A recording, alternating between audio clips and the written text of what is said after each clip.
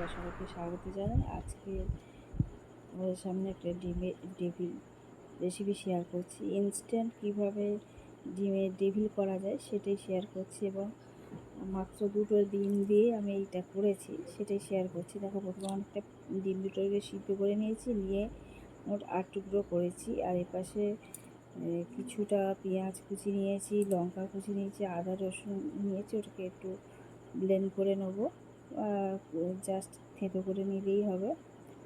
আর কিছুটা ধনেপাতা কুচি নিয়েছি। দেখো, প্রথমে পেঁয়াজটার মধ্যে আমি কাঁচা লঙ্কা কুচি দিয়ে দিলাম, আদা রসুন একটু ক্র্যাশ করে রেখেছিলাম সেটা দিয়ে দিচ্ছি, ধনেপাতা দিয়ে দিচ্ছি।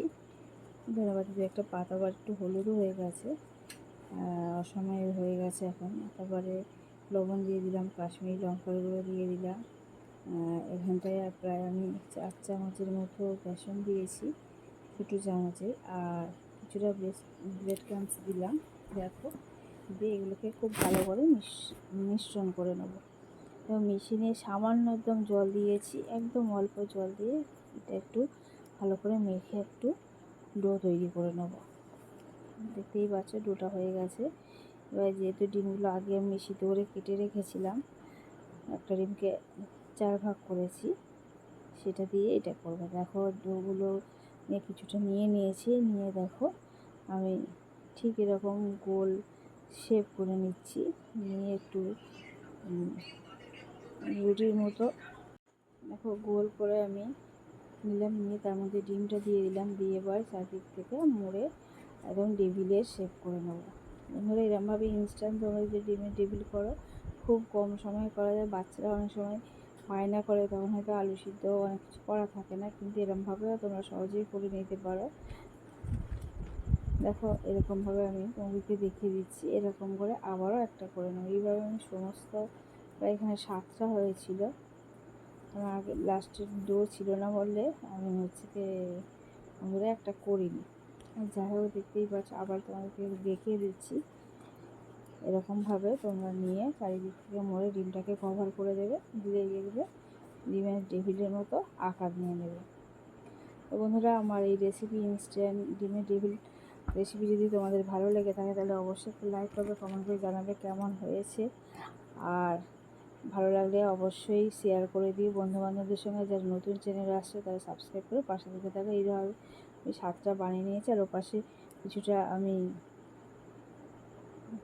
ময়দা গুলে রেখেছিলাম, আর কিছুটা সিমুই যে হয় না, সেই সিমুই ক্র্যাশ করে রেখেছি। আর দেখো, এই ময়দার মধ্যে আমি চুবিয়ে এইটা হচ্ছে কি দিয়ে দিচ্ছি সিমুইয়ের মধ্যে। আমি ময়দার মধ্যে যে দিয়েছি সেটা তোমাদেরকে দেখা পারিনি, কিন্তু আমি তোমাদেরকে বলে দিচ্ছি। দেখো, এরকম দেওয়া হয়ে গেছে। এবার আগে তেল বসিয়ে দিয়েছিলাম, এবার তাতে ভাবে সবগুলোকে আমি ভেজে নেব।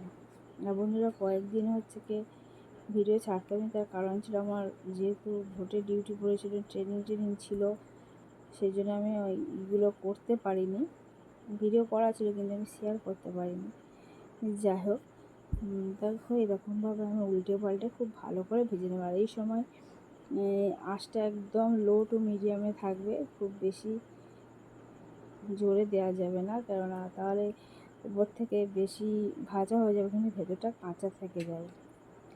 তাকে এরকমভাবে উল্টে পাল্টে ধীরে ধীরে আমি লো আছে, প্রায় লো টু মিডিয়াম আছে, এগুলোকে আমি ভেজে নেব। তা বন্ধুরা, এরকম অল্প সময়ের মধ্যে তোমরা যদি ডিমের ডেভিল খেতে চাও, এই রেসিপিটা অবশ্যই আবার দেখে নিও। দেখো, আবার উল্টে দিচ্ছি, উল্টে পাল্টে ভেজে নিচ্ছি। এটা তোমরা বিকেলেও খেতে পারো স্ন্যাক্স হিসেবে। আর এর সঙ্গে একটু স্যালাড বা চাটনি, মানে যেটা হচ্ছে কি একটু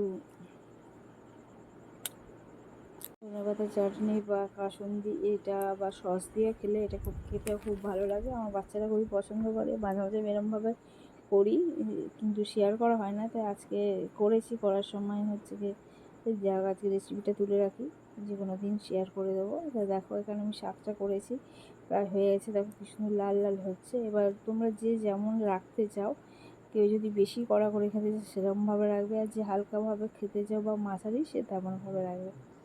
দেখো বন্ধুরা, এখানে অনেকটা প্রায় হয়ে এসেছে।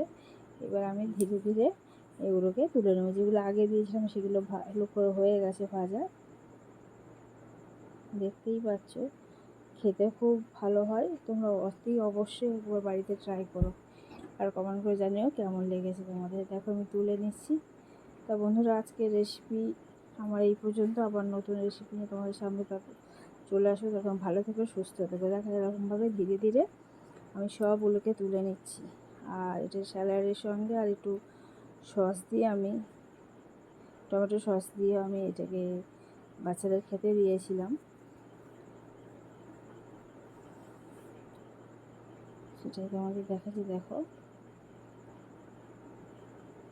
বন্ধুরা, আজকে এই পর্যন্ত।